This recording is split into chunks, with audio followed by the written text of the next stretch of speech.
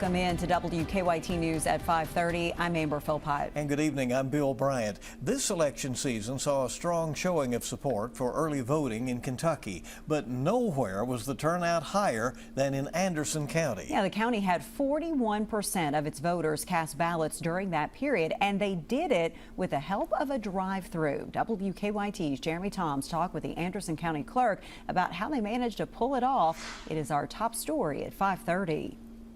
In the build-up to the 2020 primaries, Anderson County Clerk Jason Denny was searching for a safe way to get people to the polls. I had already experienced an option here at our office where we are in an old bank to use drive-through motor vehicle registrations. And I said, well, wouldn't it be neat if we could drive-through vote? That idea came to fruition when the Lawrenceburg mayor brought him to their city maintenance garage. I went down there and he says, this is yours. It was a brand new 4-lane building, 12 to 16 cars in it at a time. Denny says all he needs now is a reflective vest. Wait, come on out and exercise your right to vote. And they can process more than 2,000 people here a day.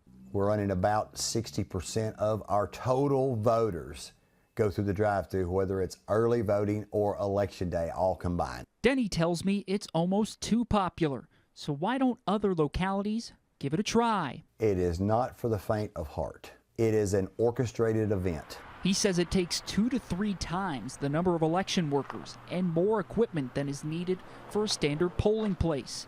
The Secretary of State's office tells us they're neutral on whether or not counties should use it because some simply don't have the infrastructure. Just throwing up a tent might not be a good idea.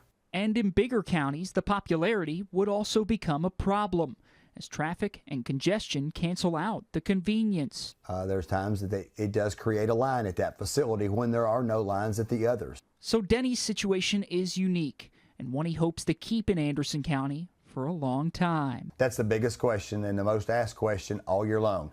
Are you going to have the drive-thru? Yes, we are. In Lawrenceburg, Jeremy Toms, WKYT. Denny said the only other county that utilizes a similar system is Butler County. Estill County used drive-through voting back in 2020 during the pandemic, and their clerk tells us that they hope to return to it again because it was a success there as well. So very innovative in thinking and seeing what else we could do and out of the box. It could catch on, yeah. Right? Maybe some other options out there in other places.